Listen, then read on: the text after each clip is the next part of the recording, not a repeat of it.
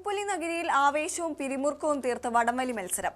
16 ടീമുകൾ പങ്കെടുത്ത അഖില വയനാട് വടംവലി മത്സരത്തിൽ സുൽത്താൻ ബോയ്സ് ബത്തേരി ജേതാക്കളായി.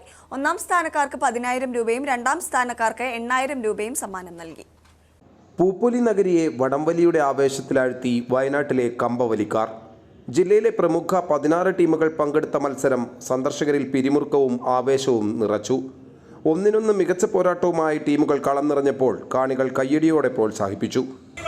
പൂപ്പൊലിയുടെ കളിയിടത്തട്ടിൽ ആദ്യ വിസിൽ നാദം മുഴങ്ങുന്നു. കൈയടിച്ചു തന്നെ സ്വീകരിക്കും.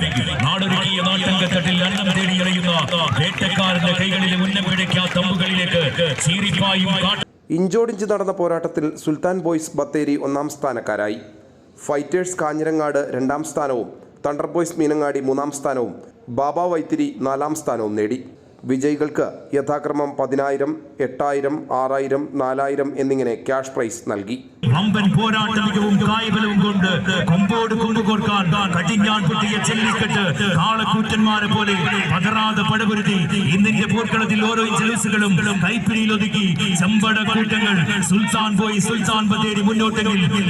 ക്വാർട്ടർ ഫൈനലിൽ പ്രവേശിച്ച ടീമുകൾക്ക് 3,000 രൂപ വീതം നൽകി.